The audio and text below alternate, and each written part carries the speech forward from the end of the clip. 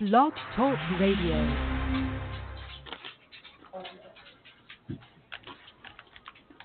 Oh, it's going to do it over here now? Oh, there we go.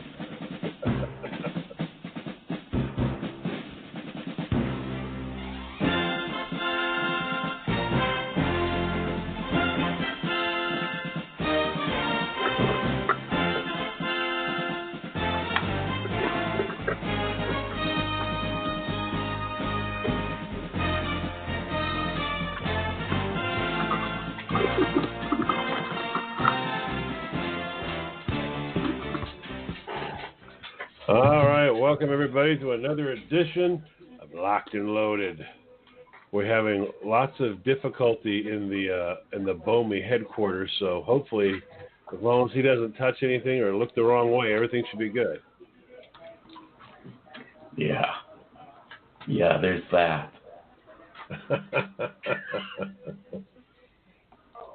So, welcome everybody. Hang on, I think I got another button I got to press. Or I'm going to go back to Echo City. Welcome there we go. Welcome to a fun and exciting Locked and Loaded tonight.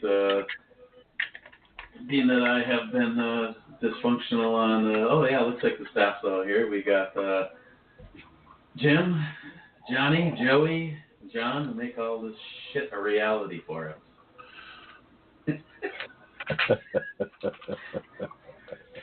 Tonight's topic. Wanted to just kind of jump down memory lane. Toys that either you wish you could have had as a kid that you remember, or maybe toys that you actually had. Actually, there's a few of them that are on my list that I've actually been in search of, and either you find them and you just go, what in the hell is that person thinking that they're asking all of that money for that? And then there's the some that no matter how much you search, you just can't find them.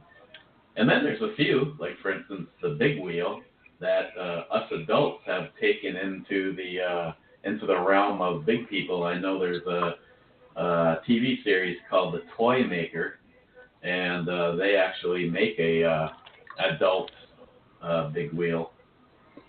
Mm-hmm. Looks like it'd be a hell of a lot of fun.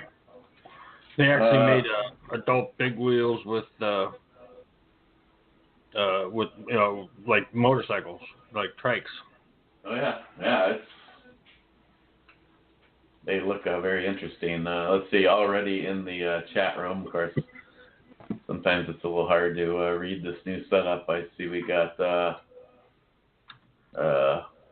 Scott, Big Jeff, Smile Money, and Big Dog Leather, and Big Dog Leather in the chat room so far. Has anybody figured out? Smile Money figured out how to get his to show up in the actual chat room. So if Smile could tell everybody else how to do that in there, that'd be awesome. If you want it bigger, just press CTRL and plus. Just press the CTRL button and then hit plus. Each time you hit plus, it will increase it by a certain amount. And you to make it bigger in the screen, yes. Yep.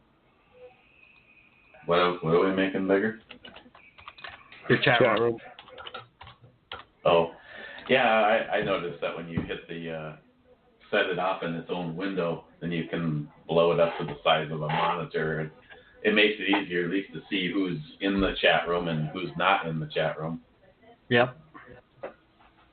Yeah, I don't know what the hell's going on. Microsoft has had a couple of Windows update releases that have been just a big, complete fucking pile of absolute garbage. I had to do several workarounds in order to get the laptop, which you guys know runs the Brew review, and it's normally downstairs.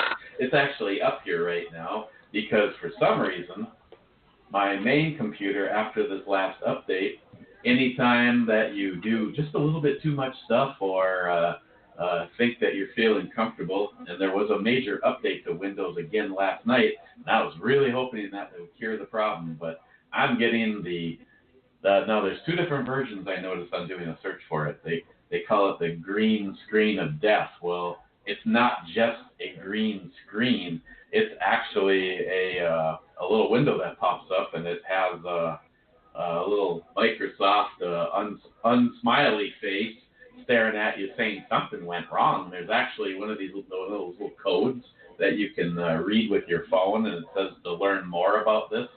And the computer just automatically reboots, so whatever you're doing is gone. It took me 3 attempts last night to upload the brew review because of that awesome situation. So I don't know. At this moment in time, I'm hoping that I can maybe get some help from Dan, my computer guy. Of course, he doesn't live anywhere near me. But if nothing else, I'm going to have to fucking start all over and delete everything because Microsoft sucks.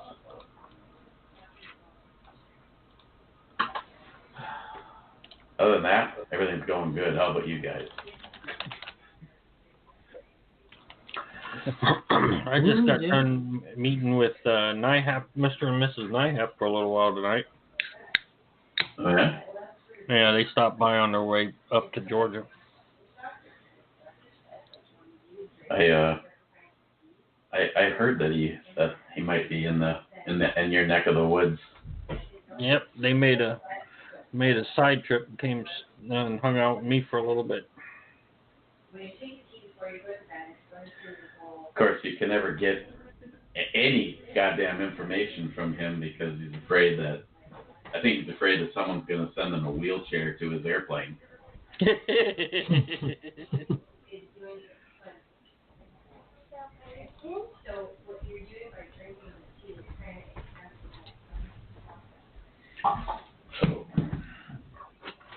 Okay, so you guys in the chat room, any fond memories of either something that you had or something that you wanted, or maybe some of you still actually have it? I noticed in the very spectacular promo that John Soler did for the show, and my answer is, if you were asked which one do you want, I'll take them all, especially the girl bouncing the beach ball. What was the question? I don't know, you were rambling. I want the hula hoop.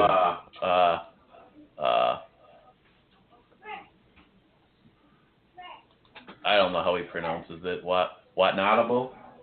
Cool guy. He's a mechanic. He's a big airline pilot, as in big airlines, not just little Cessnas. Wyatt One-Able. Wyatt One-Able, yeah. Very cool guy. He made a comment about having G.I. Joes, and yes, that was a huge thing when I was a kid. Had the Jeep with the wheel, or the dune buggy with the wheels, the dune buggy with the track, the helicopter that came with the you were to go tomb raiding with it. I had a lot of the accessories. I think I had 6 or 7 G.I. Joes. One of the last ones, of course, was actually kind of cheesy. It was the Bionic Man. It was kind of looked like Lee Majors. Had the eyeglass, and when you put your finger over the top of his head and stop light from going through, and you could do like Morse code with his eyeball. And I think he came with a helicopter that he held on to one hand, and his bionic arm would spin it.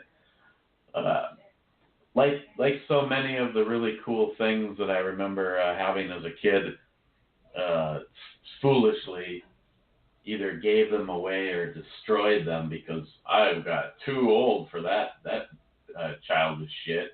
And now, at my age now, it'd be so cool to have a lot of that stuff.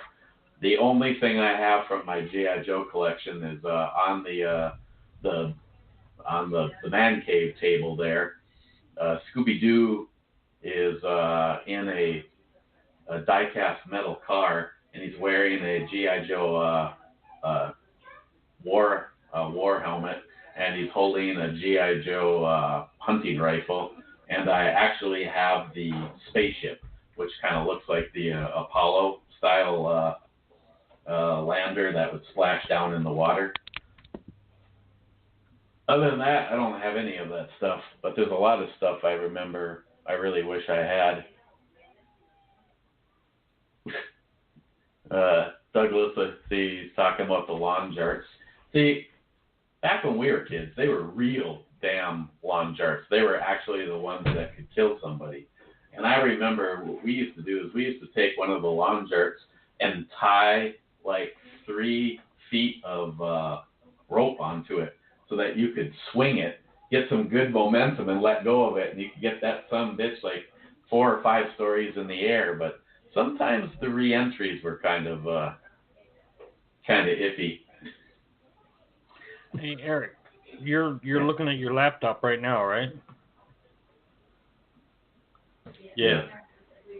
So but you have to see us on your laptop, but we're looking at you through your computer. Oh, I could do this. I can just relocate the camera so you're both in one spot. Well, no, because I just didn't know if you had like 2 or 3 things going on at the same time. Like, hey, is that one's working plus this one's working? I just making sure. Oh. No, I'm trying to minimize this thing crashing on me. And the really disappointing thing is I tried a whole bunch of stuff on this computer tonight when I got home, because when I got home it was up and running, which meant it didn't crash.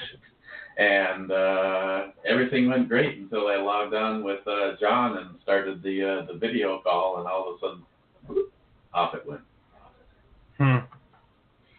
Matter of fact, I restarted my computer tonight when I got home, and or today, because I had an update or something from one of my things, and when it restarted, Windows popped up and said, "We are, as of something 2020, we will not be doing any more Windows 7 updates or customer service or whatever on it." And I'm like, yeah, that's fine. Just don't fuck with my Windows 7. Leave it alone. Oh, they'll do something. Just say you have to upgrade. I will kill them. And we already have a phone call, so we might as well just go right on to the caller. Caller, you're on. Hey! Show's over. Mickey D's, you have no other choice at the airport. Oh shit, Eric's computer just crashed. Oh my god. What's going on, fuckers? The host has left the building. The host is making a drink. And I think I will do it. It is like totally here, y'all. Hey, so you fuckers talking about favorite toys? What are you talking about, man? Yeah, that's the show. Man, man, I had my fucking Optimus Prime. I had that motherfucker for like, fuck yeah, man. I had that shit for like 6 years, man. And one time it broke. One of the arms broke on me. I was fucking crying my ass off, man. I couldn't fix it. So yeah, I would say Transformers are definitely my favorite, man. I still have Transformers while you're bullshitting. Oh, hell yeah. Hey, third would be the Tonka trucks. The real metal ones. Old the school metal. Yeah. So you can knock somebody out if they tried to take it from you. Yeah, either that or if somebody starts pissing you off, just throw the fucking truck at them. It'll fuck them all up, and then they'll think twice fucking with you. Give them a little concussion. That's right. Same time. Don't fuck with me. I'll hit you with my Tonka truck. Yeah, man. So how's everybody doing today? Good, Mario. Good. It's like 300 degrees out there yet? Not yet. We had a high of 86 here. It's starting to get a little hot. So, 86. We're just breaking into the 60s. Yeah, actually, beautiful today. I believe we reached 60, and just before coming on the show here, was sitting outside and enjoying a cigar that I got from Big Jeff Gunwild 1, and drinking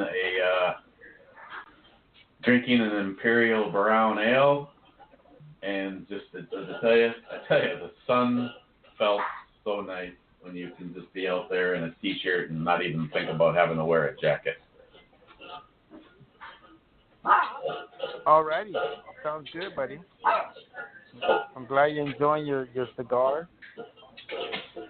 Yes, it was very good. So has the snow melted yet? You know, 'cause you gotta put down that fucking feed, bro. You know, you gotta start having some fucking grass up in that bitch. I'm just looking to make sure that I'm not yeah, for the most part, the snow's all gone in my backyard. There's areas that don't get, God damn it, dog's like chasing the steel or bowl all over the kitchen. Can you hear that? Yeah. Mhm. Good time. Yeah, I don't know how she got it off of the mat where it sits, but so Mario, you don't have any Transformers left in your collection? No, unfortunately I don't, buddy. Here's a After question. I left for the Army, I lost a lot of that shit, man. My mom threw a bunch of my shit away, and I was kind of pissed. I had like a big box, and I had a bunch of my toys from back in the day. And when I came back from basic training, those shits were gone. I think Mom just gave them away to little kids, but at least they went to somebody else to play with them. Yeah. So let me ask you a question, Mario. If you're ever going through the store, do you feel compelled to actually pick up some of the ones that you remember having?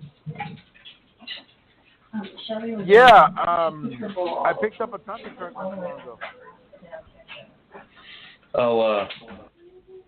I'll tell you, Mario, it's one of my biggest regrets. I believe it was about I guess when I actually put it in perspective, it was probably right after my divorce. So that was more than 11, almost 13 years ago now. I was walking through our Kmart, which is no longer open, and on a shelf was, I don't know what the scale would have been, bigger than a normal model, but it was the die-cast aluminum speed racer, and it had like the doors open, the hood opened, it had where the machine gun would pop out and that kind of thing. And I remember looking at that going, God, they wanted like $40 for it, and at the time, because I'd just gone through my divorce and I was getting the super soaker on the finances, I had to put it back on the shelf. Now I'm having a hard time even finding that one again, and if you do, it's like $300. Yeah. Well, you know, I don't know if video games kind of come to mind, but I just recently, I really have like all my, you know how they come out with the new retro games and they come out with the new consoles. I got them all. Mm-hmm. I got the Sega Genesis, the Nintendo, the Super Nintendo, the original NES, and I got the PlayStation one. And I love playing those things because back in the day I couldn't afford that stuff, man. I think the only game that we had was an NES. That's the only thing my mom could afford. And I don't even know what the hell happened to that thing. But, you know, it's just going back to my childhood years now, that's really cool. Unfortunately, like a lot of the stuff, like the old Transformers, they sell them, but most of them are at a premium price now, man. So sometimes, you know, you would seriously think about, you know, doing all that. But, you know, the one thing that always pisses me off is when I go to the store and I see fucking Hot Wheels for 99 cents. Those fucking things back in the day were expensive, man. They were really expensive. And if anything, my mom would probably buy me one in every fucking blue moon, and I would have to, you know, make that thing last me for a long time. So I would have I think I had about 7 or 8 Hot Wheels. And I used to play the shit out of those things, man. And it just trips me out when I go through Walmart now, and they're like 99 cents. I'm like, what the hell happened? Yeah, some of that stuff has really gotten way overpriced. I tell you, the other one that's on my list I thought was really cool, and I'm sure right now if one was plopped down in front of me, I'd be like, wow, I can't believe I actually like this. Any of you guys remember the Vertibird? Somebody said that earlier in the chat room. No, I never heard of that one. They had multiple versions.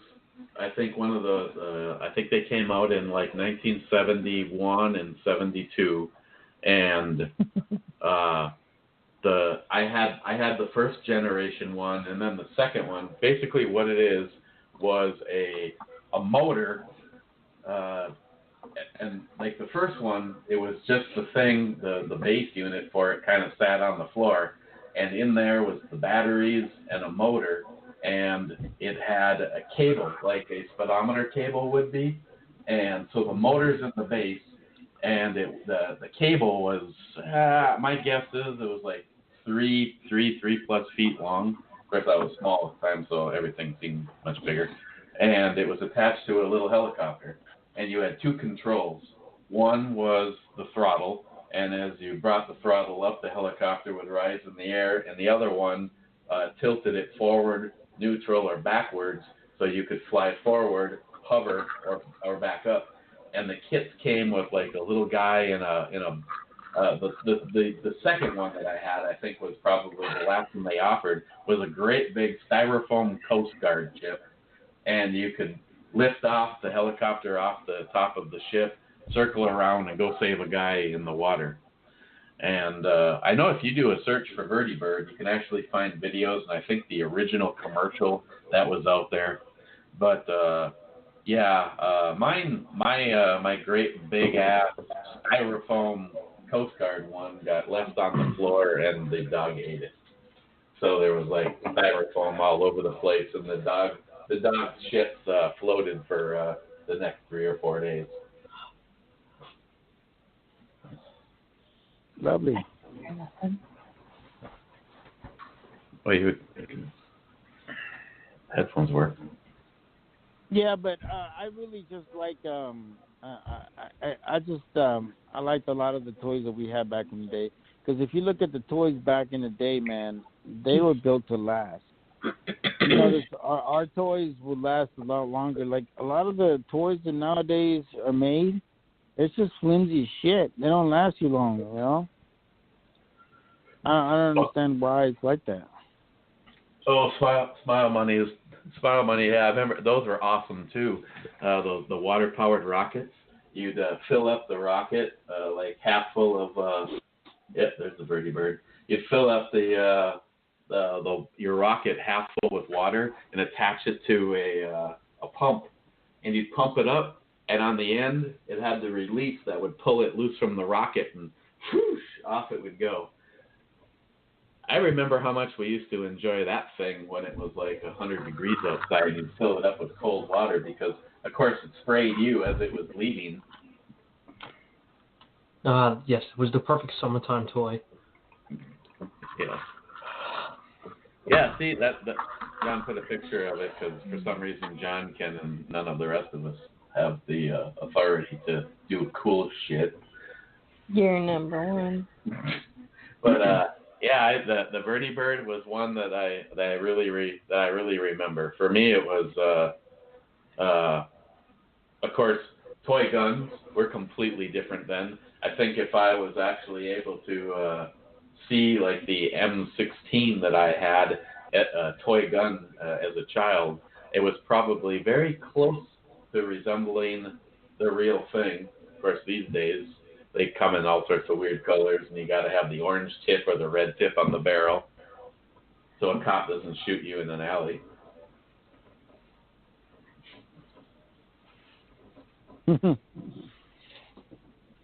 Yeah, man. Gunwild's talking about like the balsa wood airplane kits. Yeah. Oh yeah. Remember getting those from the fucking from the ice cream man?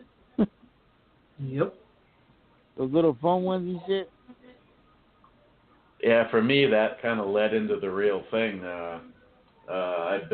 We used to build the line control one, so you'd like stand in the middle of the field with a controller, and the starter version would just be able to do up and down, where you could also do a 3-line, which if you had a throttle hooked up to your airplane, you could throttle it down and throttle it up.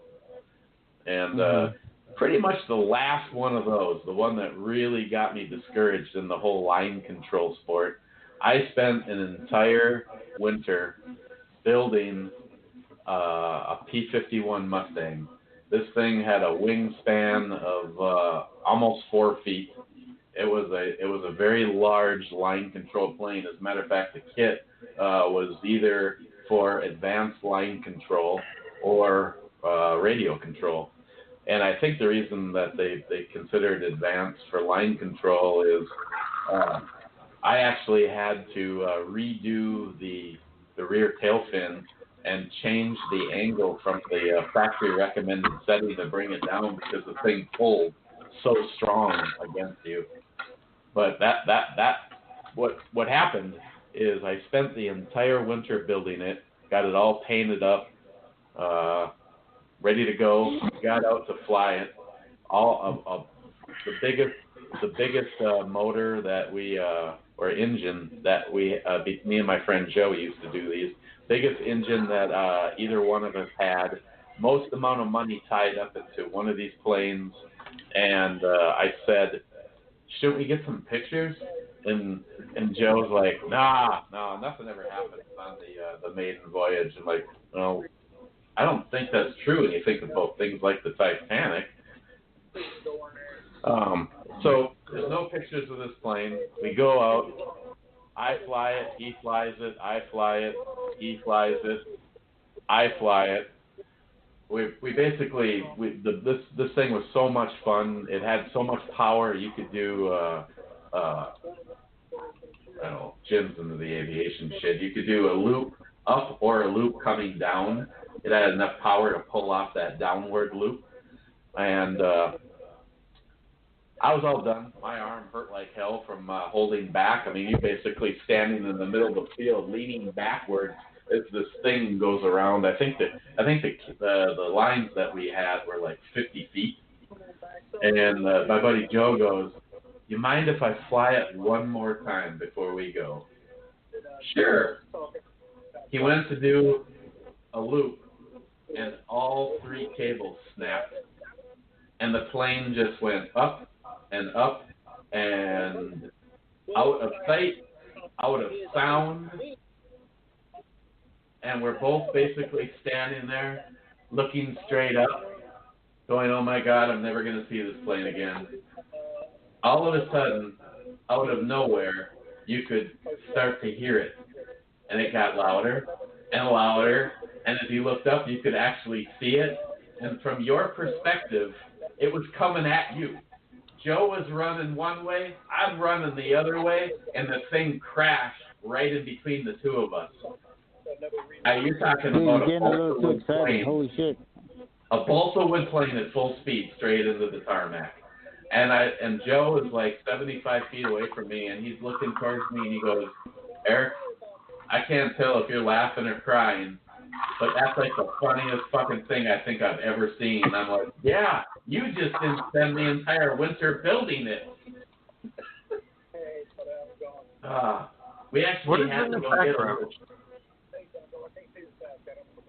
to go get a little shovel to get the engine out of the ground. But someone watching TV. In the background. Somebody's so All right, fired. brothers, I just called in and say hi. Make sure you guys are doing good, man.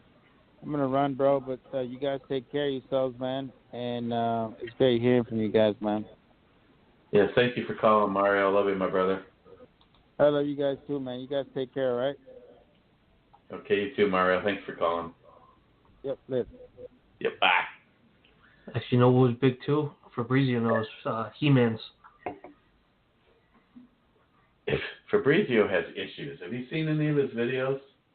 Between his Hot Wheels and his He-Man collection? I don't even know how many Skeletor figures he has. He's got at least, I don't know, just from the pictures he's shown, he's got at least 20 to 30 on a table. Shit, he's got more than that. Looks like he's got like 100 of them fuckers. See, well, that's only only what he's shown. See, that's just it. Is we have a vintage toy store just up over the hill. I mean, like been there. You can find the classic stuff, and I was gonna get El Tenda something as a surprise, and I'm standing there going, what are the odds that I could actually find a Skeletor or something that he doesn't have? So it's not much of a surprise if you send a guy 5 pictures and say, hey, do you have any of these? I have this one. I have this one. Asking for a friend. Asking for a friend. Hey Mario, of these 5, which would be the best one?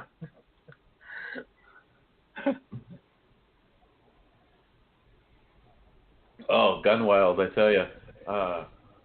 My good friend Tim, who lives here in town, his mother passed away about 2 years ago, and his youngest brother was I don't even know how to categorize. He had a lot.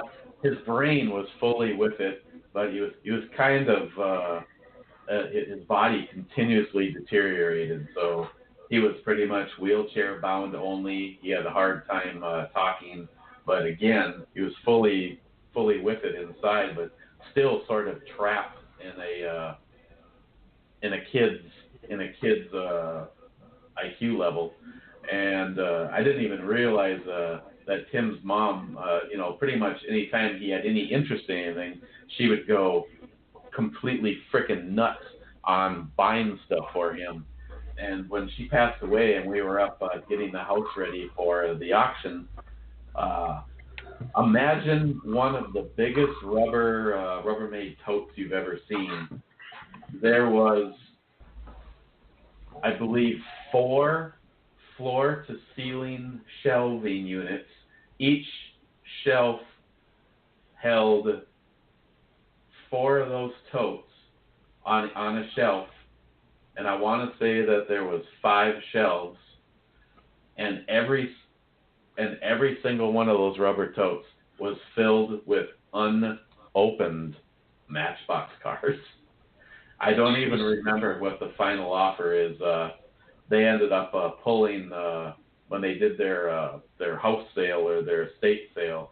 They pulled a lot of items out and had some specialty people come in to evaluate what the stuff is worth, because granted, a lot of those cars were within the year, but a lot of those cars go all the way back to when Billy first showed interest in the Matchbox cars. So there was, I guess, some in there that were actually worth a fair amount of money. I don't remember what the dollar amount was for take them all for this price, but every time I think about that collection, it was the largest private Hot Wheels collection that I think I've ever seen. And I just imagine the look on El Tenda's face as if you could actually have shit like that shipped to him, but pay like a neighbor to have a secret hidden camera so you could see the look on his face when rubber tote after rubber tote after rubber tote gets dropped off at his door filled with unopened Matchbox. See, just trying to go through the chat room because I got the boys to my right, so if I'm paying attention to them, then I'm having a hard time keeping up on the chat room, seeing what you Clyde, Star Trek. I did have some Star Trek stuff myself when I was younger. Still to this moment in time, one of the holy grail of holy grail items would have been a original prop phaser.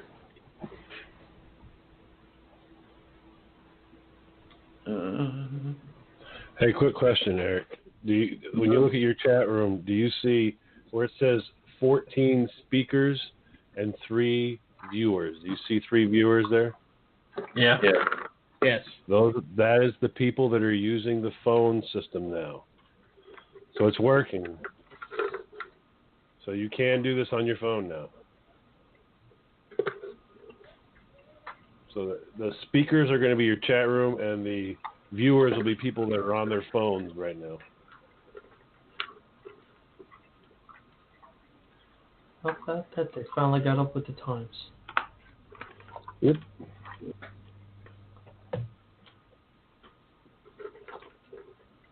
Yeah, of course. The downside is they're viewing. They're unable to interact, but if you at least want to be able to, listen to the show and see the chat room, yes, that option is out there. Yep, and you can still call in, which reminds me of a caller.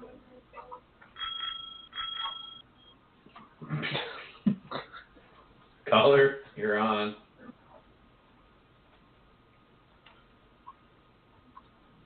Caller.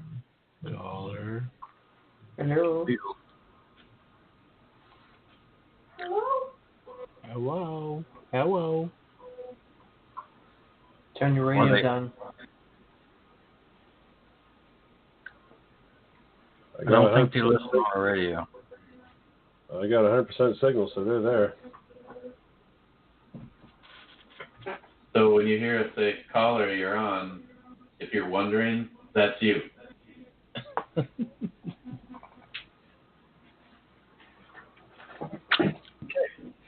Let's just go about our night as though the person's not there listening. And they just hung up. What was the area? Can you see the area code? 920.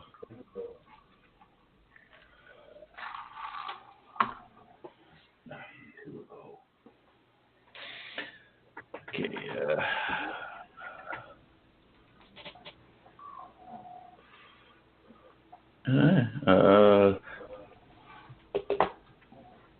Since the last time I went through the chat room, I see Mark joined us. J-Dog joined us. Wisconsin. Clyde. Green Bay area. Yeah, 2 callers now. Well, hang up on one, and we'll talk to the other one.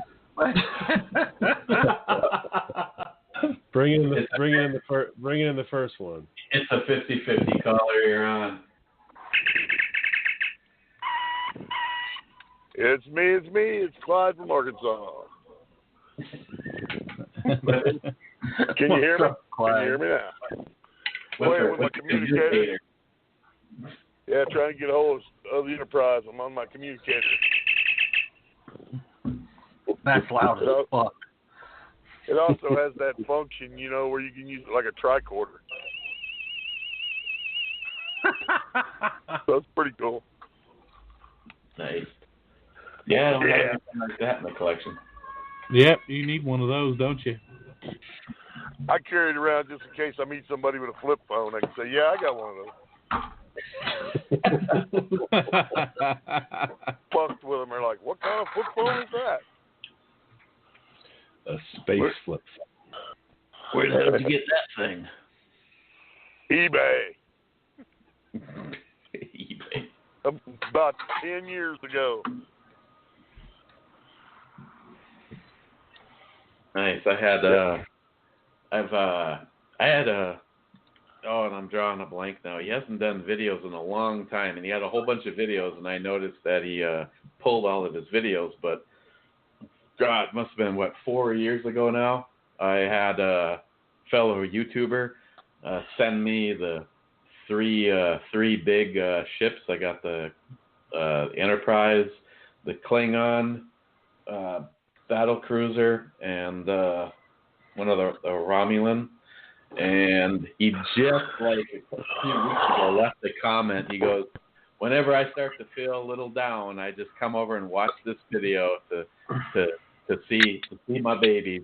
And I was like, "Yeah, thanks." Back in the day, they used to hang on the ceiling down in the man cave, but few of you that have been to the house know that I have issues, and I have a bedroom that is actually Star Trek themed. So the ships hang on the ceiling in there. I've got pictures on the walls. I have figurines on the floor and on shelves, and some phasers and stuff in there. Yeah, okay, I have issues, okay, but I like Star Trek. You were talking about control line airplanes and radio control. Yeah. And I used to have a couple of them when I was younger, but I've got a friend that probably has, I don't know, probably about 160 of them. And out of that bunch, two of them are, one of them I know is the Enterprise E, from Next Generation. That's a D. And what? I thought Next Generation was Enterprise D. Maybe that's right. I don't know. I can't remember. I'm just asking. D or E. But anyway, the big one Picard was on. Anyway, and then he's got one that he's building right now that's an Enterprise A. It's a 1701. It's the Enterprise we know. And they are both remote controlled.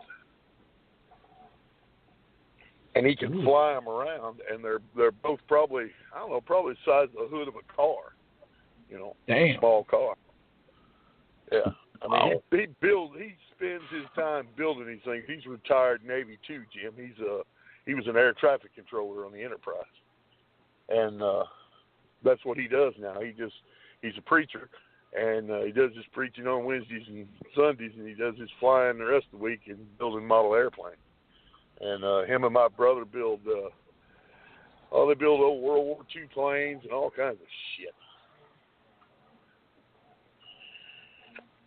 They come out to the farm and they'll fly them around, buzz them around, and I try to run over them with my damn drone, but I can't catch them. The one I thought was really cool is it popped. Actually, somebody, I can't remember now who did, sent me the thing on Facebook for a Enterprise underwater. It was a submarine version of it. I mean, but it looked just like the ship. I thought it was cool as hell, but of course the downside is if you're not using it in a swimming pool. I mean, you watch the video, and of course they have a GoPro underwater with it, and you can see it and say, "Wow, that's really cool." It rises and dives, and I sent you those. Yeah, and I was looking at that, going, "Man, that's like a must-have." But then you start to think about it. Well, where could you use it other than a swimming pool? Because you wouldn't be able to see the damn thing. Yeah, I'm into that.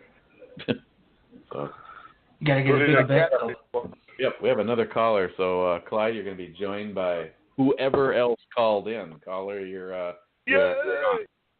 Hey, I think I'm here. That sounds like John Huber. Yes. I watched you. Wow, we're here. Video. I'm curious to hear what John Huber's favorite toy was when he was young. Yeah, it was either HO race cars or toy guns. Dinosaurs. And don't forget G.I. Joes. My goodness. Heck yeah. But with my cousin, he was a Mensa guy, and he got me we tried changing a wash machine into a computer, but it didn't work too good. Didn't wash clothes after that, but it didn't work good as a computer either.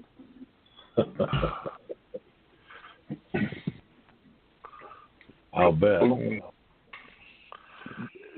So, we didn't have a pet dog, so we had to play with all the other junk.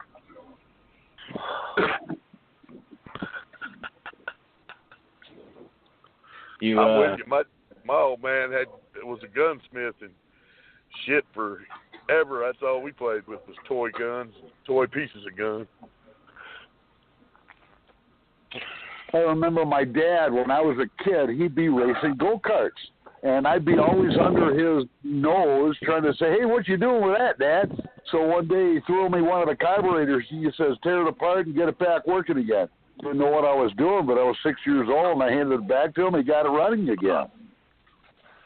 Go-karts, right.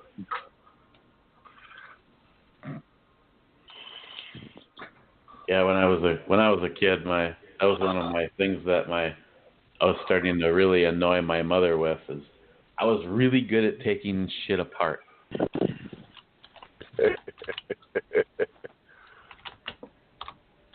Which usually led to an an issue when it came time to put it back together. What's the matter? Couldn't you do a Rubik's Cube back then? They give you those little wood blocks that look like a maze or a puzzle. So John, do you have anything left in your collection when you were from when you were a kid? Actually, for a while there, I kept a hold of the HO race cars. I had about a dozen cars all made up. I wound up trying to give it to my kids. 6 weeks later, we couldn't find any of the pieces. That's what I get for handing my stuff down to my kids. Yeah, you managed to hang on to it from your childhood all the way until it got adios. Well, here's a funny thing. I still have possession of the workbench that I used as a kid for my Mad Scientist chemistry set. It's still functional. I haven't blown anything up lately, but that's the old chemistry set from when I was a kid. I remember having those, and it's like so exciting. You opened it up, and you had had all of the little beakers, and I remember going straight for mixing sodium carbonate and sodium bisulfate together. Hey, one that I learned later on that was kind of fun. You take cellulose cotton balls, you rinse them off in nitric acid, or you wash them in nitric acid and rinse them off in some sulfuric acid. And what you have after that is rather flammable cotton balls, otherwise known as nitrocellulose. Gun cotton, hell yeah. Gun cotton, man. Hell yeah. Kaboom. And everybody wanted to play around with crushing up sulfur and saltpeter and all that other junk to make gunpowder. We'd just take those rolled up cap guns and we'd hit them with a hammer and just set off a big boom instead of one at a time, you know. My old man used to get pissed because we'd steal all his black powder and make little bombs out of it. And then he'd go muzzleload hunt and he'd have to buy new black powder. Or how about sparkler bombs? All the stuff we used to do as a kid, nowadays, oh my God, these are terrorists. No, this is what we did as kids. Hell yeah, without any safety glasses.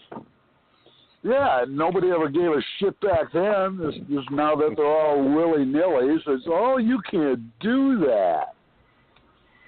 Well, over at the Brew Channel, they're taunting me to take a roll for the cap gun and put it in the vice. Forget the vice. Just put the strip on fire. Hit him with John Solar's mouth. How about rocketry? Everybody got into rockets, didn't they? Yeah, all kinds of weird flying shit. That was my thing. I was deep into rocketry. I loved it. I had a cinematic 8mm movie camera that went up, and it'd take a picture of the ground, and then you'd have to recover it and process the film, and you'd have a Super 8 movie camera of a launch from a rocket base. Yeah, that was didn't Estes have that one? Yeah. Yeah. Used to go up on a 2-stage Omega rocket. Pretty cool stuff. D-12-7. Yeah. And then somebody else besides Estes came out with these super rocket motors, and I can't remember the name of those, but they were like 4 times the size of a D motor. Yeah, but you can only let your rocket go to 2,000 feet, otherwise they pick you up on radar. We built some pretty cool. Ones. Do you remember the old? It was like a cap gun, but it wasn't a cap gun. It was a cap rocket. You would throw it. It would hit the ground. It'd pop the cap. We would take those tops off and put them inside like the big Berthas and fill it with the gunpowder. So that way, when it would hit, it would boom. It was awesome. Or a whole load of match heads when it do the bursting charge. Looked like fireworks up there. We had some fun. Launching explosives. It was awesome. There was a show that was on a couple years back, like Rocket Kings or something like that. Yeah. Some of these teams, oh my God, they had to get approval for flight because they had to detour airplanes around the area where they were doing that. That was the one out in the desert. I've seen it before. Really cool. They had to build them and then they had to launch them. Mm-hmm. Yeah, that stuff right there, that's fun. That is some fun shit. When you're building your own rockets. That'd be cool. I remember building the Mars lander once. Came off the rod and chased my buddy Chuck about 100 yards doing cartwheels across the ground. The craziest one I ever did was, do you remember your mom would buy those packets of nylons that came in the egg? And it was the legs, and it would come with that little cardboard holder around it. I turned one of those into an R2-D2. And it launched. It was pretty cool.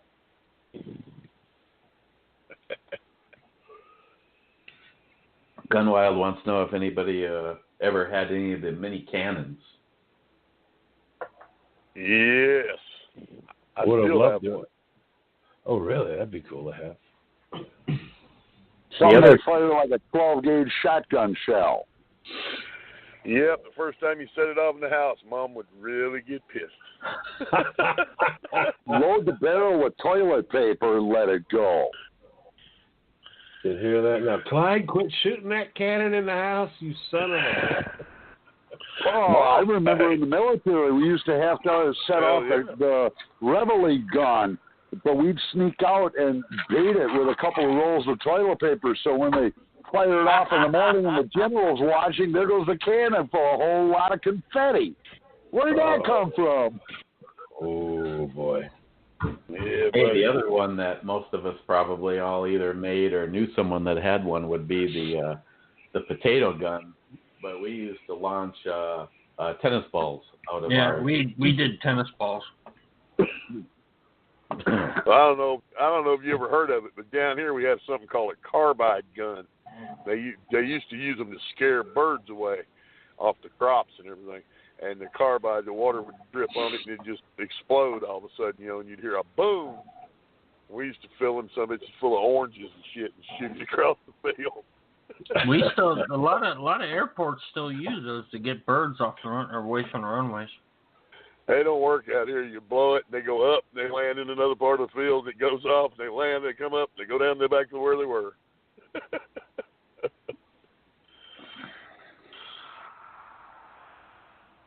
All I can say, burnt rubber, is you have some pyro issues, but I'm okay with that. Yeah, it helps when you got a buddy that's all fireworks. How big do you want to make them? He says he's made shells up to 18 inches. Hell yeah. They're freaking mortar tubes, man. Oh, he did say that for every pound of payload, you got to use 1 ounce of black powder to lift it. So you can use that formula and safely launch your shit. He's shooting down fucking crop dusters around here.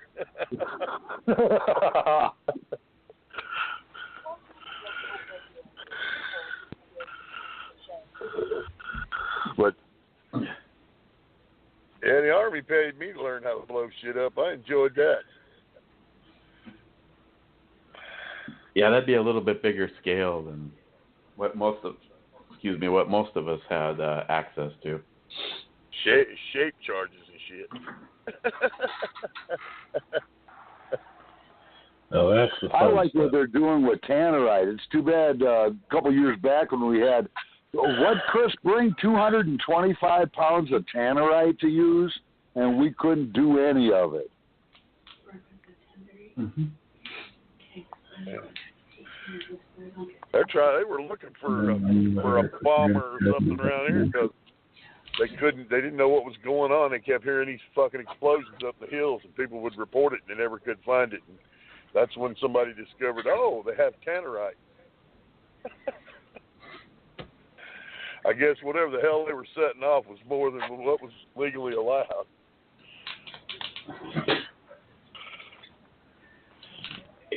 That stuff's really impressive. Of all the stuff we've experimented with, the one brand in particular probably had the most oomph behind it, but it also came with the biggest headache. But a few years ago, American Precision Arms did a video, How Not to Break In Your Rifle. And one of the things that they did to the rifle was build up a tannerite charge underneath this rifle.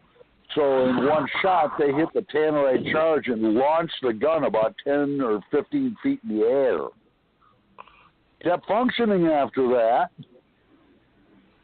Not exactly what I'd want to do to mine, but I remember you showing me that video. Glad they got all the money. Yeah. I love my gun collection too much to just for the fun of it try blowing one of them up. Gun Wild, hush. Yeah.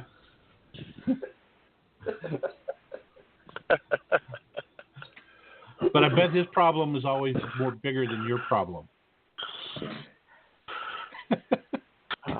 I got to admit the stuff was fun. Unfortunately, I guess if you want to say who's responsible for the demise of us having lots of explosions that particular year was the fact that just for the fun of it, a bunch of us snuck up a day early and shot 25 pounds of it at once. And well, when it moved the house a quarter mile away, yeah. They got a little upset. Yeah.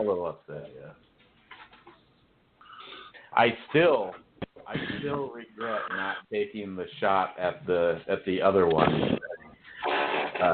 The normal batch was very, very impressive, but then he had a low velocity, and basically all the stuff that makes it as close as you can get to unstable was in the low velocity stuff.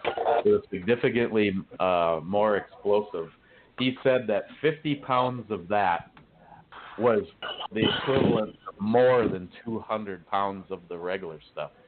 And we chickened out of shooting it because we couldn't find a really clear place that we could have done it. But if I had a chance to go back in time, I think now I would just cut it alongside the road somewhere and everybody get ready to go with your cameras running, because as soon as this goes off, we're throttled down.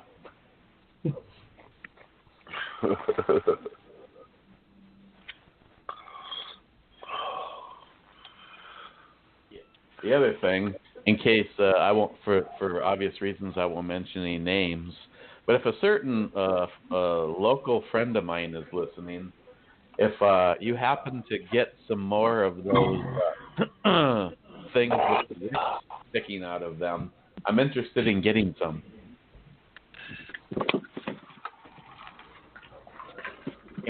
They look kind of like look like mice because they have that tail.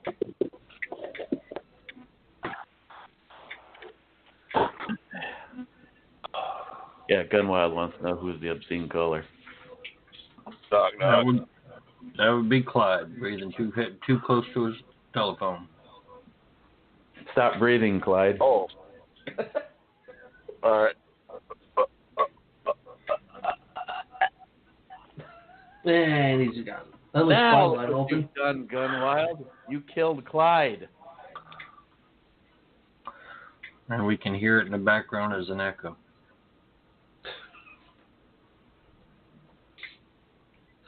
Hey, good news. I got another fucking cowbell today. How many is that now?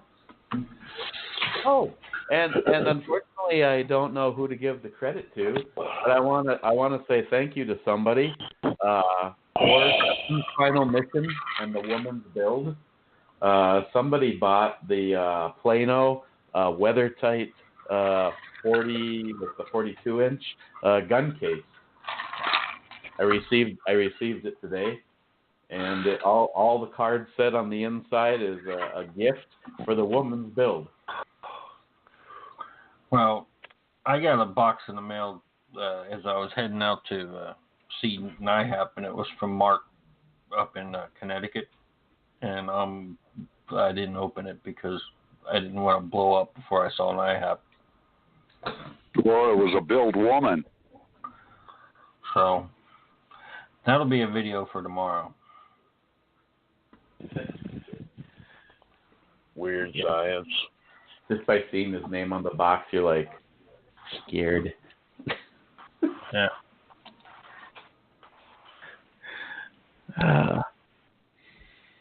He's gonna start having batches of peppers soon.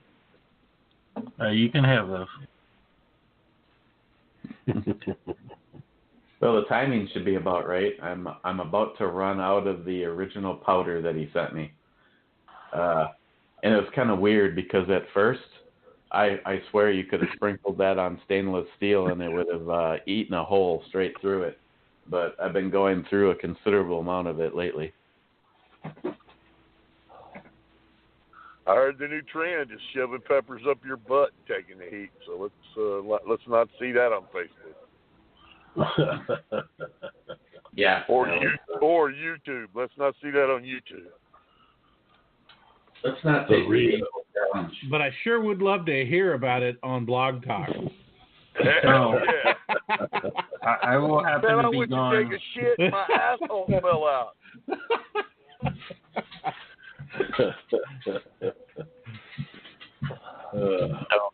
Message for you, Jim. No more hemorrhoids. Yeah. Clean you right out. Shrink them up, burn them off. That'd be a bad week. I'm supposed to tell John to post the pictures from the 662 number.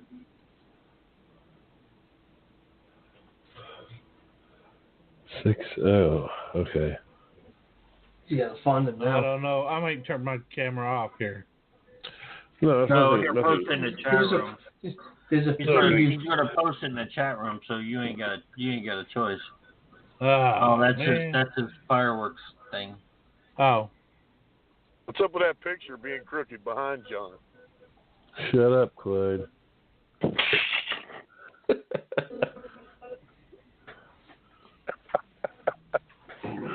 There you go. It's posted.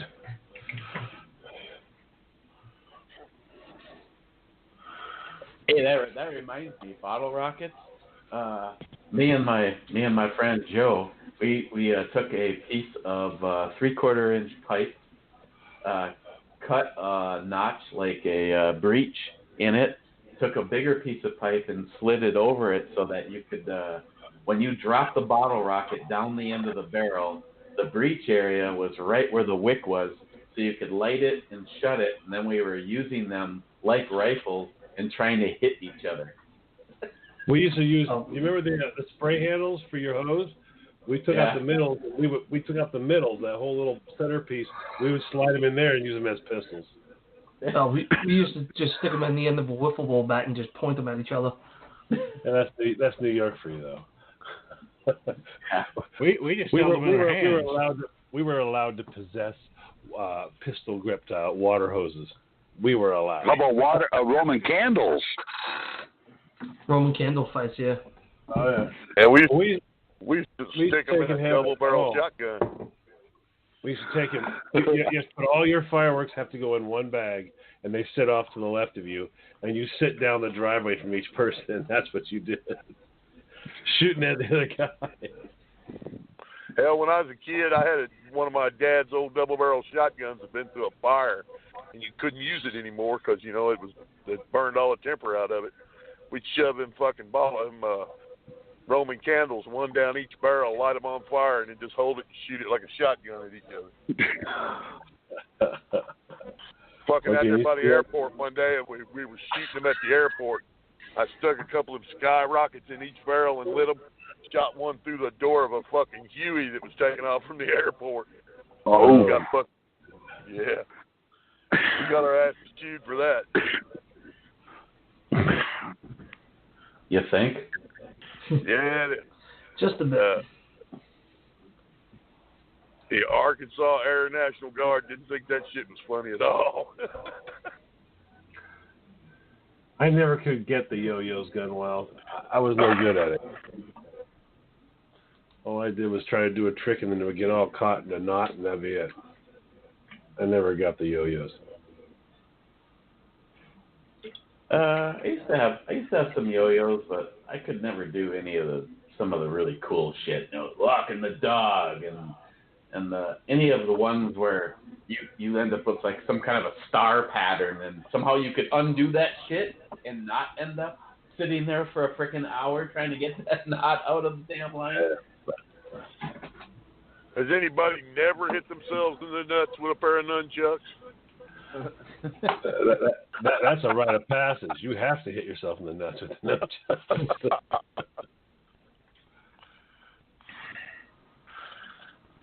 Yeah, I remember Kung Fu films were real big. We were all trying to be Bruce Lee. Take him somebody to swing him around. Whoa, whoa, whoa, whoa. Yeah. I had a buddy once that wanted to try and go one bigger, so what did he do? He chained a couple of baseball bats together. It was a little bit unwieldy. Oh, my God. Wow. Yeah, that sounds like a bad day. What could possibly go wrong there? Strike three, you're out. Back of the head.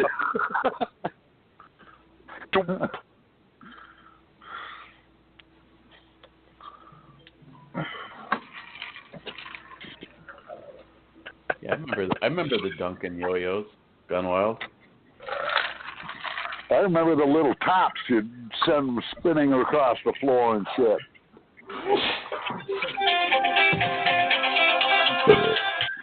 Holy shit, that's loud as fuck. Damn. Hello? Goodbye. Yeah, God. And who asked the question? Douglas asked if you can still get them, and yeah, I'm on Amazon right now, and the number one seller is Duncan Yo-Yo. Slinky, a Slinky, for fun it's a wonderful toy. A Slinky, pull the pubes off a boy. Yeah, don't play with your Slinky when you're naked, for damn sure. I never tried that. Okay. Good. Word to the wise. Good life hack, Clyde. Thank you. Remember, never play with your Slinky while you're naked. Well, I tried to say it earlier, man. My favorite toy when I was little was my ding-a-ling. When I was a little bitty boy. Come on, nobody knows Chuck Berry? Come on. Yeah, but I'm not sure about that song. It was a different ding-a-ling, trust me. My ding-a-ling, your ding-a-ling, everybody's ding-a-ling. Everybody plays with my ding-a-ling. Hey, you got to listen to that song. Google that shit. You'll laugh your dick off. See, I prefer not to quite laugh that much. Yeah.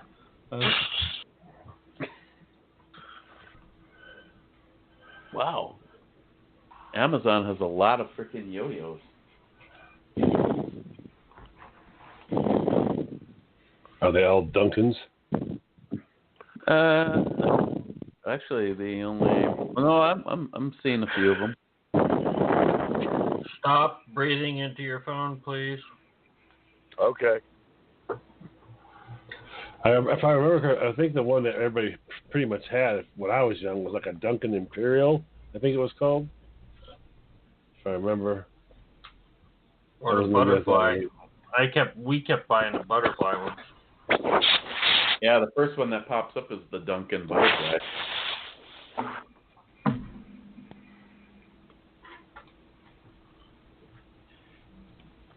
Yep, might have to go buy a new yo-yo. I predict injury. How about skateboards? How many of you guys are into skateboarding? Yeah, my dad. That was one of the things my dad was like.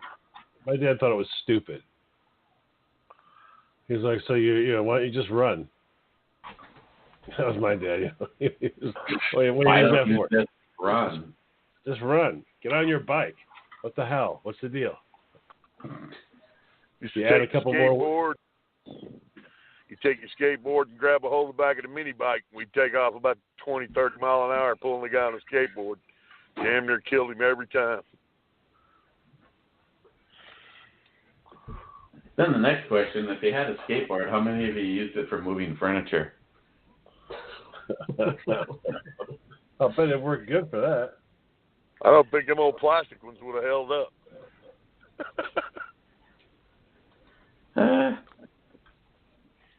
No, it didn't do all that bad. I guess, it wasn't like moving a gun safe or anything like that with it. Yeah. Hey, Smile Money should be proud of us, though. We are trying to stay on the topic of toys, so that's yeah, great. I mean, you've been on topic you're coming on an hour and 20 minutes on topic, so I mean, wow. That's a new record. That is. Well, not to say that, I'm trying to think of what I still have a few things that actually even before my childhood, I have some die-cast cars that were my stepdad's. I got an old wooden boat that from when my father died. Not a heck of a lot of stuff. I mean, again, if I could go back in time and leave myself a fucking note, it would probably just say, when you think you're too old, just put the shit in a box and tell your mom to give it to you when you're 40 years old and can appreciate it again. Because, I can imagine having a room set up with a lot of the stuff from my childhood that I, turned around and destroyed. No Gunwild, no Cabbage Patch Dolls in the collection. But again, probably another one of those huge regrets is years and years and years of building models. And towards the end, they were pretty damn impressive. Somewhere, I think I found a picture of my old bedroom ceiling. I had 47 airplanes, jets, helicopters, whatever flies, hanging from the ceiling of my bedroom. And, some of them were really elaborate. I took some thin gauged wire and ran or stuck a missile on one end of it. The other end was, of course, attached to the rail where the missile came from on the airplane or the jet, and then took some cotton balls and pushed them up the line so it actually looked like a rocket with a smoke trail taking off from the planes. But again, I reached a certain age. I decided that it wasn't cool to have a model collection, and a lot of them got blown up. Some of them got burnt up. Some of them just got destroyed. And now I think back and think about what an absolutely stupid maneuver that was.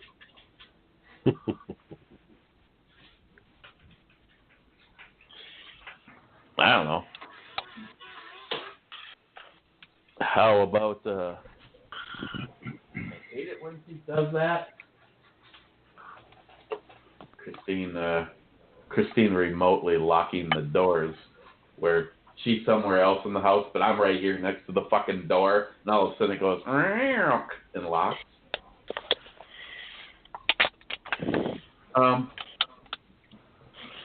Okay. Here's one for the chat room. Is there anybody that had a particular, like I just mentioned, building models? Maybe you were into the cars, radio control. The RCs.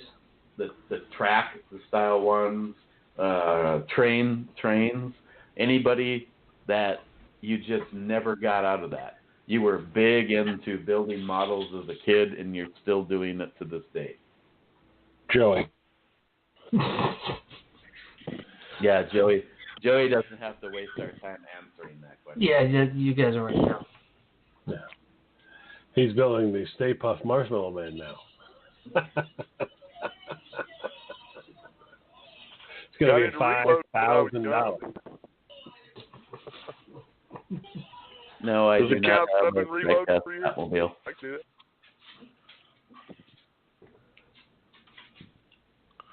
Huh? I've been meaning to actually pick up a model. I honestly don't know what I would start with. I'd probably start with a car. I know one of the ones that really pisses me off that I didn't destroy, that got destroyed, is one of the times where we were going to do a family vacation, and my grandmother was volunteered herself to come check on the house. Well, evidently she decided that while she was here, she was going to do some cleaning, and knocked I had a very large Lamborghini Countach that I had done up. I even bought it fairly well for someone that was, at the time, I think I was a sophomore in high school. I paid some decent money for the paint and painted it a pearl blue. And it was one of the ones that, it wasn't exactly like Joey's DeLorean. It was thousands and thousands of dollars less. But it had a moving suspension, and the tires turned, and if you turn the tires, the steering wheel would move. So if you opened up the gull wing door or the fold up door and touched the steering wheel, the wheels would move. And my grandmother knocked it off of the top of a table, and I don't quite understand the whole I broke it so I threw it away thing. So I never even had the opportunity to see how broke it was and fix it. But again, I've actually looked up that kind of stuff up on eBay and Amazon, and I can't find exactly what it was, because this was a full-on plastic build-it-yourself model. And most of what you find these days are these. It's a Japanese company that builds these just super ass elaborate, fully detailed die-cast aluminum ones. So you're looking at purchasing a car that's $300 or $400. Again, pennies on the dollar compared to Joey's DeLorean. You guys just don't know what fun is. Mock it all you want. So, out of curiosity, how far are you on that thing right now?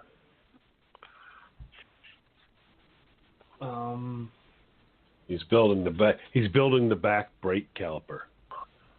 No, I'm up to building the engine on it now. So is it even a recognizable thing as of right now, or is it just... No, I have no body parts yet. It's still just all basically building the frame, the motor, and then once the motor is done, then you start actually getting the actual frame. So it's an unrecognizable... not the frame, the body, sorry. It's an unrecognizable DeLorean as of right now. It's just... It's wheels and an engine. We've established that. Do you want to declare at this moment in time your financial in just to have an unrecognizable DeLorean at this point? I will say it's costing me. You can go fuck yourself. This many. This many. How much for the flux capacitor? It depends. Do you want it working? Do you want it painted? Do you want it to just sit there and glow? It depends. Will you get the option for the Mr. Fusion? I have the Mr. Fusion already. It came with it. Oh, okay, I want that shit to work so I can go back in time and tell my younger self to make money.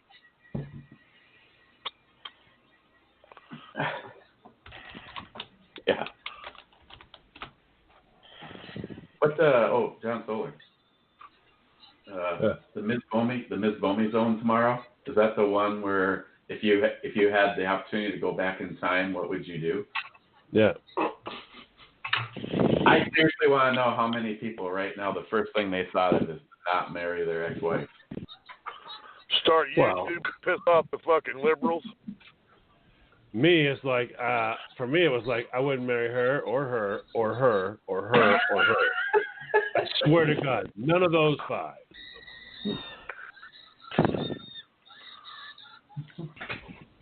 Pass on those 5. That's right. And I would find a place that I know would be the same now as it is then, and bury some shit for myself so I can find it later on and go, hey, what do you know? Look at there. Give Charles Manson's mom a condom. There you go. Push Hillary Clinton down a staircase. You know, 2 things. Welcome to Arkansas, honey. Kick her dad in the nuts.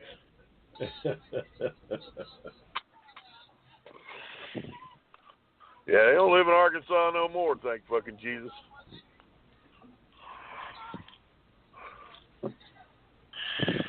Bet you're really disappointed about that, huh? Oh yeah, Gary can have them all. Ain't he from New York? That's where they live.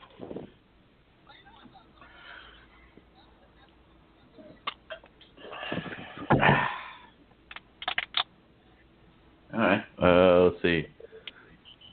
I did ask a question.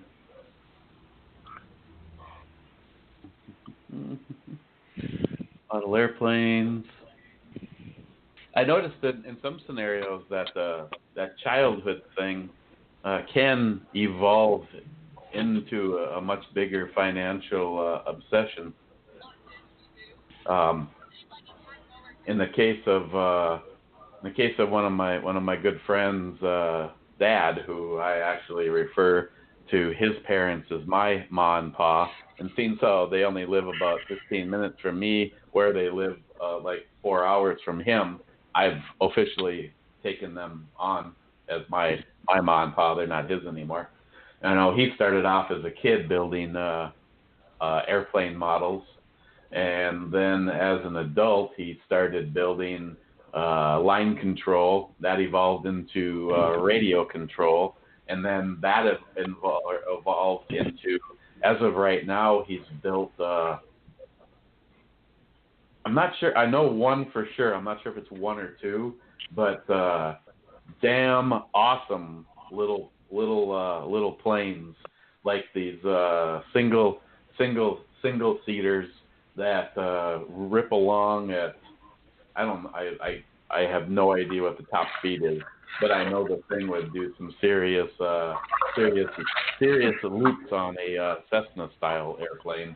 You know, one of those things where it all was a kit, thousands of rivets, and you know you have to get, like, once you get the plane all done, it has to be inspected, and then you have to pay a pilot to come in and fly it, and they have to have so many hours on it before it will finally pass, and then you get to fly it. So I know it can. I know the things that you enjoy as a child can escalate. In this particular case, very quickly. I mean, he was telling me, like, just something like what the seat cost him, let alone things like you know, the electronics and stuff for it. Could have had Jim come over and wire it for him. Doubt that. It's too expensive. Yeah, that too. Liquor would have been involved, though. You know. Oh, well, then we'd have to talk. Instead of room and board, it would be room and liquor. Okay. Kim's like, give me a place to sleep, give me something to drink. I'll worry about that inexpensive shit called food. Yeah.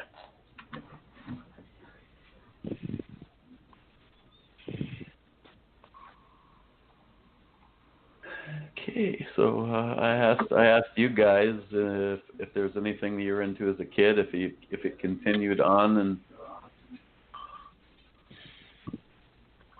guns. That's about all. Guns.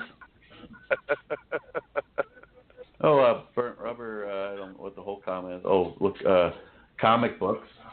I know, like for instance, my Ms. Boney, Christine's brother, Michael. He's big into comic books.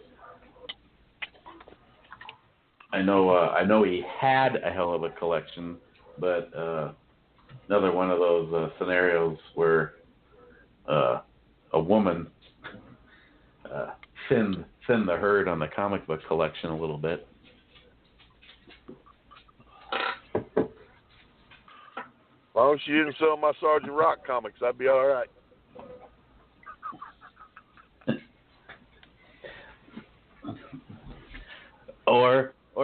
Or another one that would be fun, and it kind of gets you back to that television show Toy Makers, is things that you remember that you really enjoyed as a kid, being able to bring them into our adult world in say the full scale size, just like with the big wheel.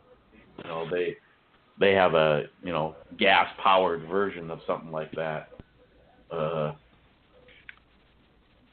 Maybe somebody like Jerry, our little Jer Bear. Maybe he was big into Tonka trucks, and that's why he now runs the full size version of them. Not really full size. He sets the camera up so his actual little Tonka trucks look full size in video. Oh, is that how that works? Yeah. Oh.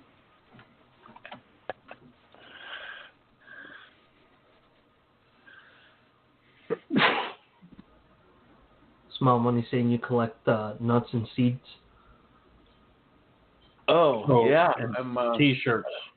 Yeah, and three prongs. And 3 prongs. It's kind of not really a high design, and evidently now Smile Money, it's nuts, seeds, T-shirts, and fucking cowbells. Well, you did have cap guns going for a while too. Yeah. Well, I said it in the Brew Review, and I'm going to say it again. If somebody who evidently has no problems wasting their money on sunflower seeds, and literally yesterday I got a box filled full of spicy peanuts. I could put together a creative list of some gun parts that I need, and you could make it worth my while, as opposed to just funny as fuck watching me open another goddamn cowbell. Actually, with the case of the nuts, the funniest part is Christine, because the stupid little animated nut, or the squirrel that Nutstop uses as their logo, she was going to go to their site and see if they actually sold that T-shirt or not. So all I have to do is hold that damn bag in front of her, and she starts to laugh.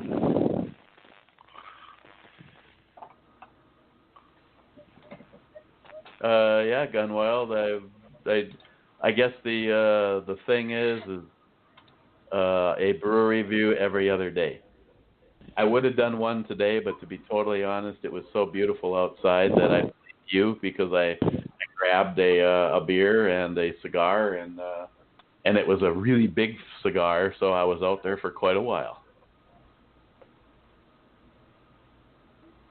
Yeah, I'd love to be able to forget the cowbells, Smile Money. The one I received today, though, is an antique. It has a painted bird on one side and a flower on the other and a heart on it. got some good tone to it. It sounded good bouncing off the counter. That's what this show needs, more cowbell. Oh, my God. It's Christopher Walken. Come on. Yeah. Yeah, well, that's all funny and all, but I don't know how many of you have sat back and desired to have more than one cowbell in your collection. Some people don't desire any in their collection. You should feel grateful. Some people never get cowbell collections. And you've got quite a I know gorgeous collection going there, especially with the latest one. Sorry, guys, Jim. I got kind of greedy and snobbery with my cowbell collection. I know I should share it for the world. Maybe I need fucking to start cowbell snob now. You're a cowbell snob. I should see if the YouTube name More Cowbell has been already taken or not. I think you should do. I think you should do cowbell reviews. Oh God. B&E cowbell. So is that going to be an hour and 18 minutes too? Yes. Of course. The tone on this one. Look at how low this ball hangs inside the bell.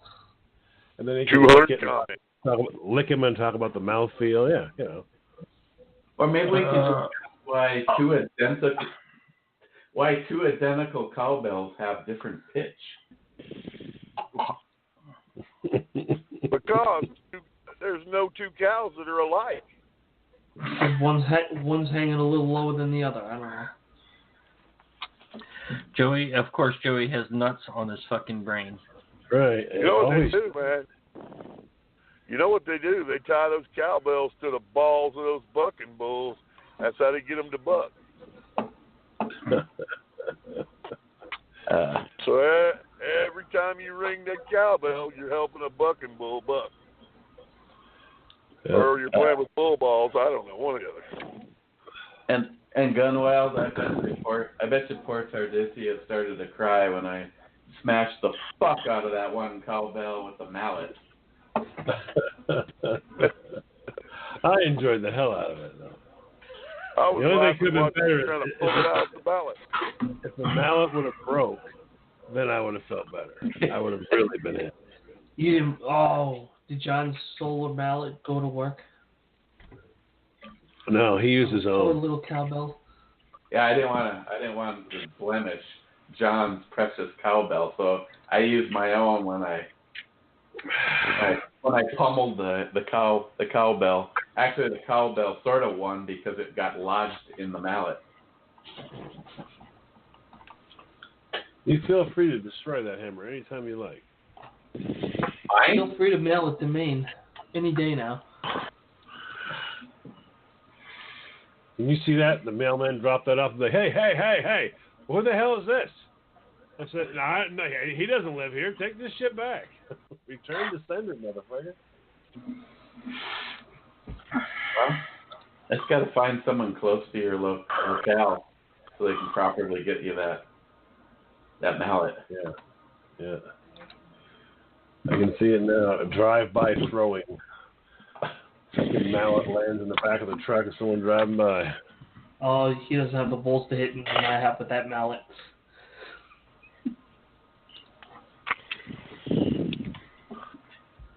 That mallet go flying into a chipper shredder. I own one of those, so that would be fun. Watch the mallet break his chipper. Hey, has anybody seen the Netflix original movie, The Silence? No. Nope. Basically the Cliff Note version is the cave gets open and this cave is filled full of these prehistoric, almost like alien bats. They cannot see anything. They do all their hunting by hearing. And there's a scene in there because anything that makes noise, they just attack it. And this guy fires up a chipper shredder.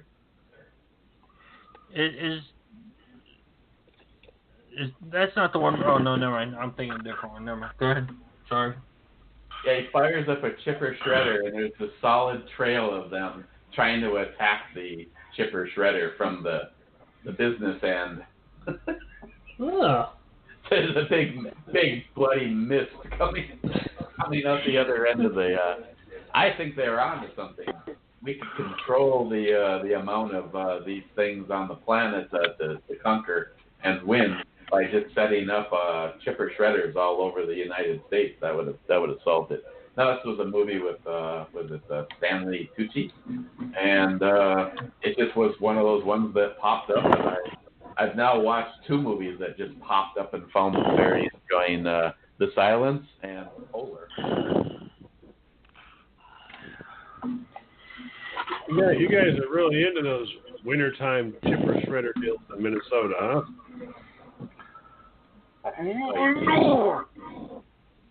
Yeah, you can't get enough chipper shredders around here. Need more shredder. He's putting him in the shredder, don't you know? Gun Wild, I was anti-Netflix because supposedly the Obamas have something to do with it. But, to be totally honest, Steve gave us the username and password to his account, and there's just simply so much shit that we're actually thinking about dumping Spectrum and going with streaming only. The problem is they're going to jack the shit out of, if you don't bundle with them, then they torture you on the prices of the rest of the stuff.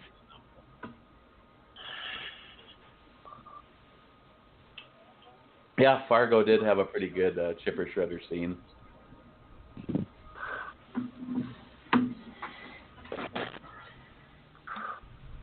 Oh, trust me, I wouldn't click on anything that had anything to do with Obama, other than I would spend time watching his funeral. I'd tune in for that. Yeah. That would be good. But I mean, I'd want to have a Super Bowl party. we're doing wings, man. We're doing wings.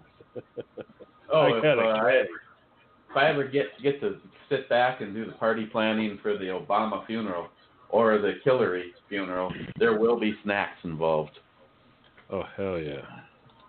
All peanuts for everybody.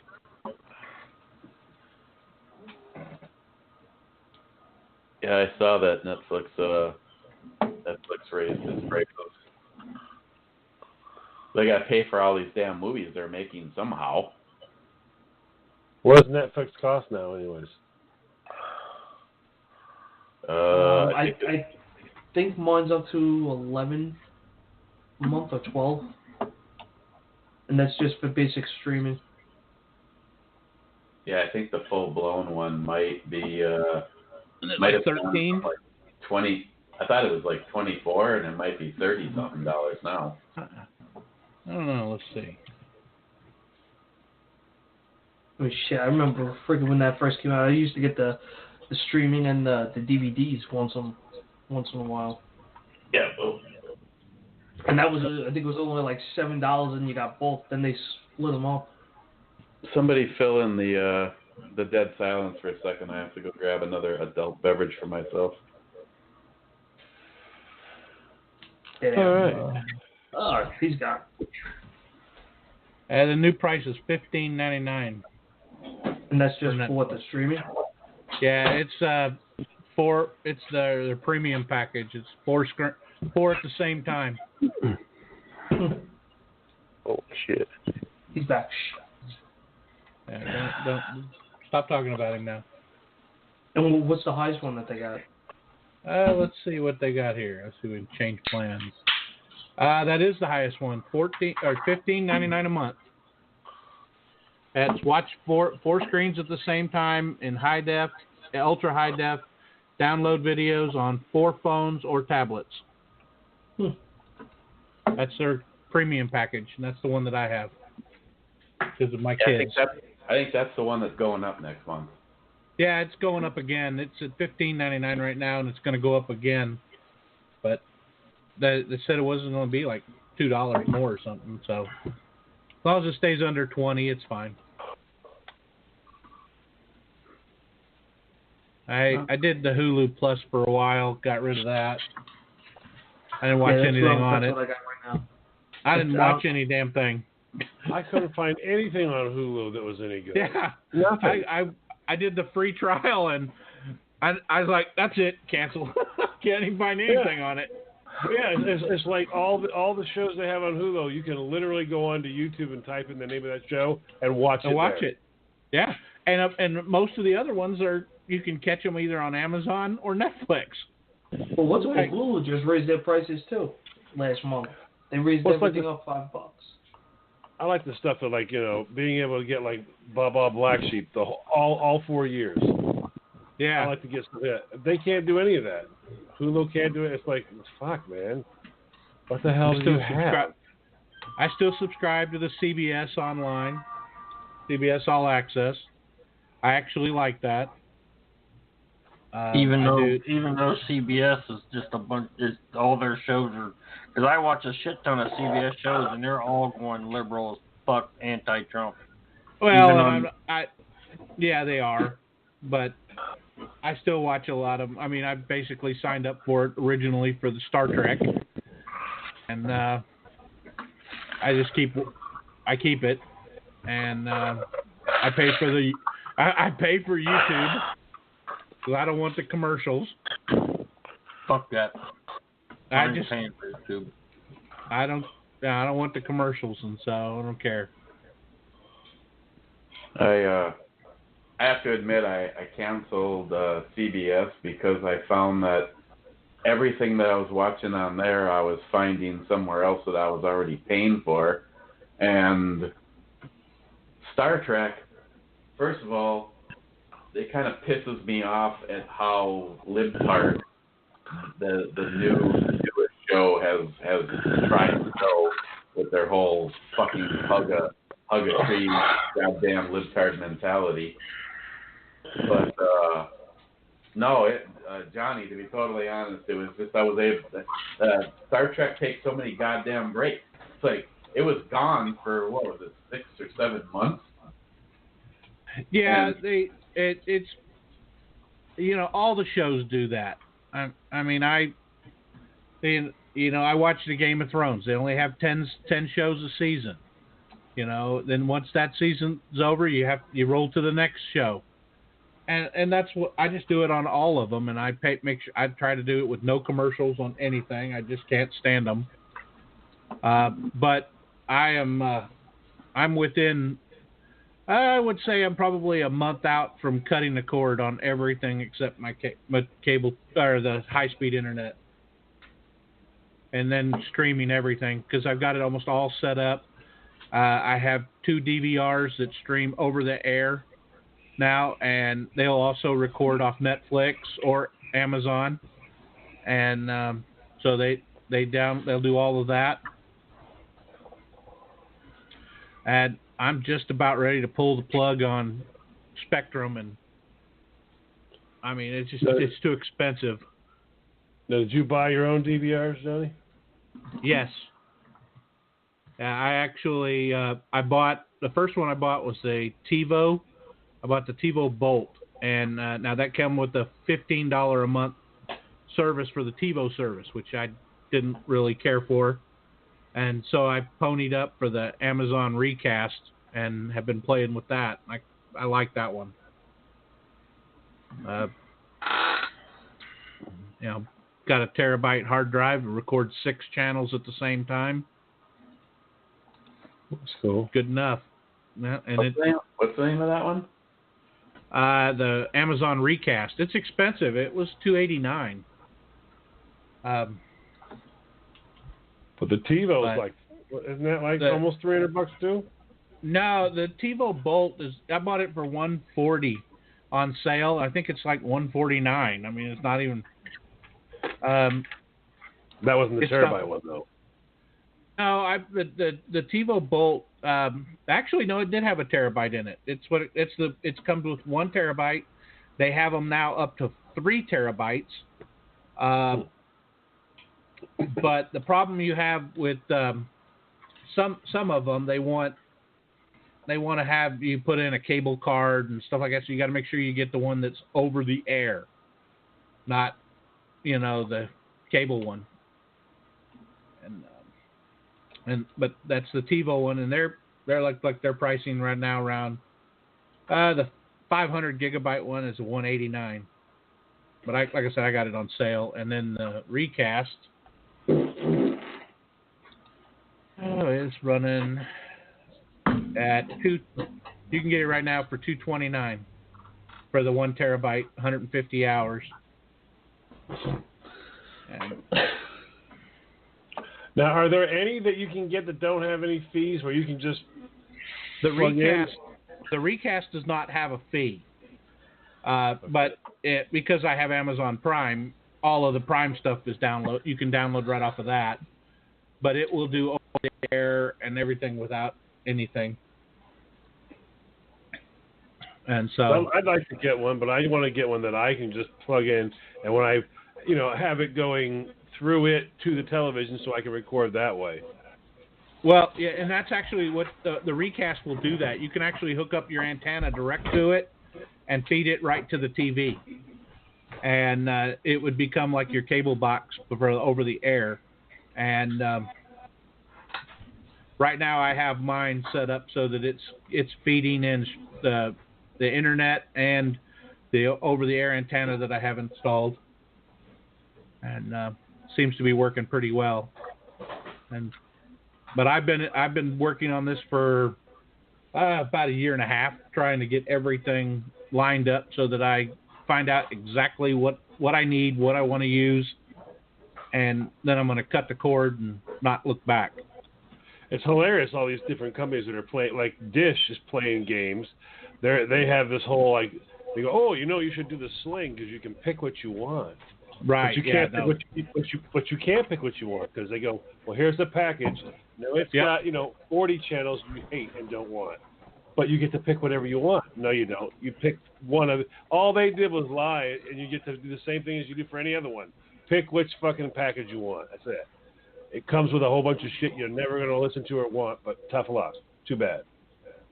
I find right now that 90% of what I'm watching seem to be on either, it literally seemed to be on CBS or Netflix or Amazon, and very little anything else. And so I was like, I mean, those are all streaming.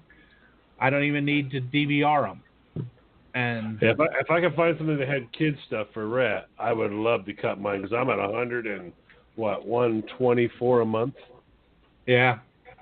Stupid. I would love to be at $124 a month. I just paid mine just a few minutes ago at $260.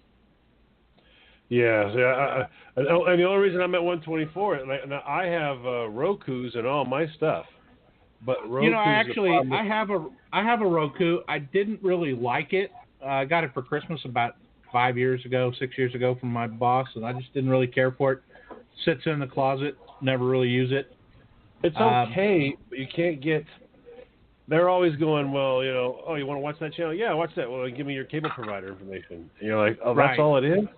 Now, Prime works on it, and YouTube. Yeah, and now what I found that, is if you know somebody that's going to always have cable, like, for example, my father, I get his password and on any of the things that I want, and so I can watch them, and he's paying for them, so I just watch them online. There you go. But that's only for stuff like Discovery and stuff like that, if I watch a show. Because I've been known to watch Gold Rush and the Deadliest Catch. I watch those occasionally. Yeah, I love Discovery. Learning Channel, Surgery Channel. Yep, and so I watch those kind of things. But as a whole, I'm pretty much locked in. I'm a binge watcher. I pick up a series and I watch it till it's over. And I mean, hell, I caught myself where I didn't have anything. Anything I wanted to watch was on. Everything was in between. And a friend of mine said, "Hey, you ought to watch Grey's Anatomy." Like, what the hell show is that? I watched all 14 seasons straight. Oh my God! How the hell did you do that? It's just to do. It was just to watch something. And oh my God! But I'm a binge watcher, and so I'll pick up a series. It doesn't matter if it's really that good. It's just something to watch. And then when something better comes on, I watch that.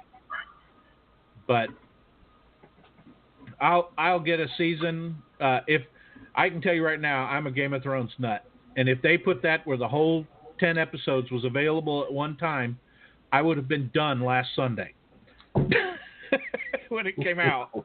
I could have watched it till it was over. I mean, straight. And I do that on all the shows. A fun one on Netflix is the Santa Clarita Diet. That one that's hilarious. And if you haven't watched that one, you ought to. See, I would have walked right past it because it said diet in it. Oh, it's basically it's a zombie movie. Oh, cool. And it's a comedy. It's not a movie. It's a series, and they're on season. They just dropped season 2. I think was just the one that I just finished watching, and it's all kind of a spoof. So it's very comical, and so yeah, it's got Drew Barrymore in it. You have to like her, but you know. Oh yeah. Oh, and it's a pretty good show. I mean, it's really hilarious. She becomes a zombie and has to eat people, and her husband, not too kind, doesn't really like that, but he doesn't want to lose her, and so he does what he has to do to help her, and they try, but she's not crazy. She just it's like normal day to day, but she has to eat people now. So it's a comedy. It's all built around that, and I catch myself. I'll watch tons and tons of YouTube. So that's why I pay for the no commercials, because I don't want commercials. If I'm going to pay for it, if I'm paying money to the cable company, I'm getting no commercials on YouTube for Roku. Right, and if that's great. I watch it on computers, so I mean my big TV, my 4K TV plays off of a computer. I mean it all goes through a media center that I put together, and if I could get the media center to do the DVR that they have, I just can't make it work. If I could, I wouldn't even need the DVR setups. But I mean, it's got more storage than anything. But I watch Amazon on it. I watch everything because it's the only thing really does 4K smooth. And got a nice little 1080 Ti video card play and everything. So graphics are not an issue. And I do like YouTube on the 60-inch. I guarantee you that I do like that. Yeah.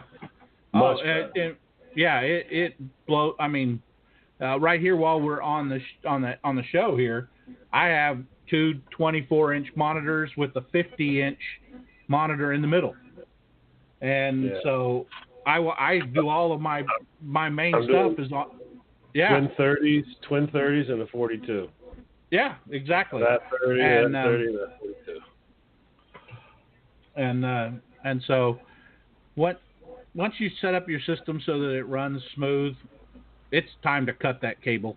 And I'm right there, and I just paid my cable bill and cried as I was doing it.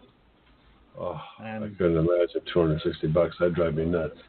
Yeah, well, I have a lot of channels that are turned on, and I just find I don't watch them, and so I've been slowly building up my, cut the cord. I got it all set up now, and it's just a matter of time, and it'll be cutting here shortly.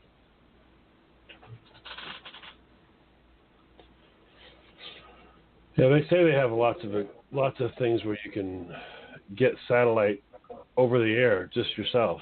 I've been looking at some of those. You can. I mean, I have my system. I can watch movies that are playing in the movie theater. Somebody went in there with a camcorder and they're streaming it. Anything you want is available if you have the right system set up. I like the quality of the video better, and so I don't watch the low quality camcorder feeds that people go and do on movies. I wait till they rip the DVD or the Blu-rays, because once they're ripped and once it gets to 720 or higher, it looks great on a 4K TV anyway, and so it doesn't matter, and it's just a matter of putting your system together. I can tell everybody the software, if you're looking for a good media center software, is Kodi, Kodi. It's free, doesn't cost a thing. You just have to watch a lot of YouTube videos on how to set it all up, because it does everything.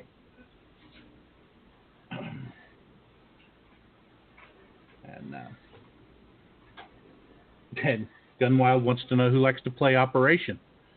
All depends on who the girl is. Mm-hmm. But Operation. I've always wanted to make that YouTube video. The National Game of Operation World Championship. Chuck would go out in the first round.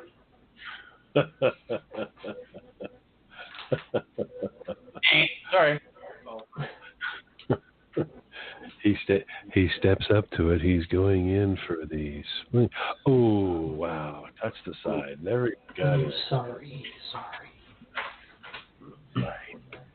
That leaves Chuck's line open.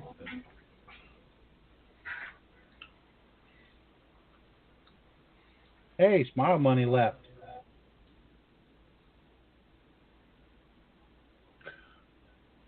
They're dropping like flies. Yeah, they are. You got 3 minutes left, so. It's almost past their bedtimes. If I was Christine, I'd just give up.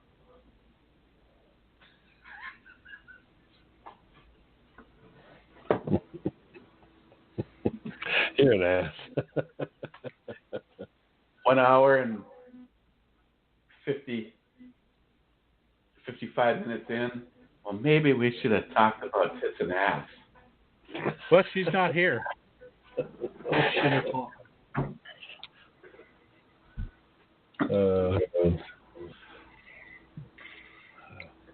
Rock'em sock'em robots. He can't handle the boring TV talk. Thanks. It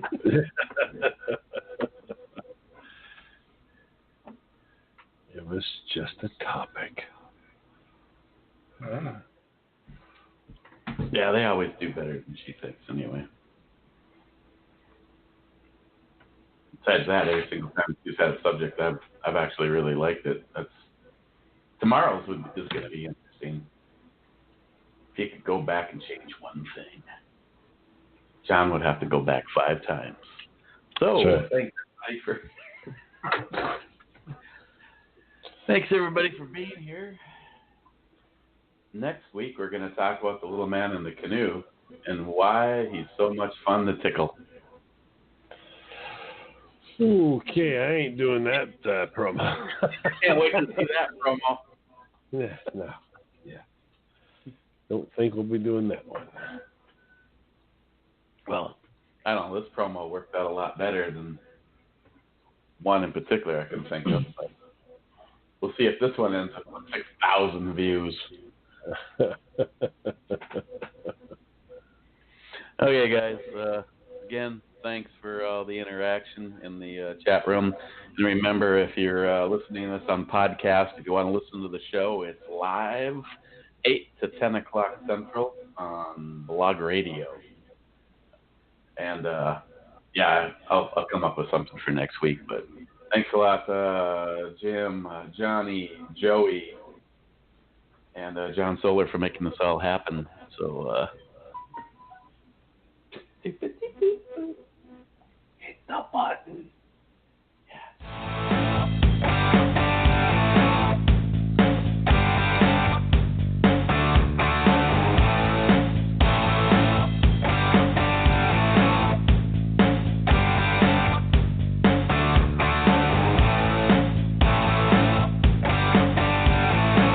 There it is.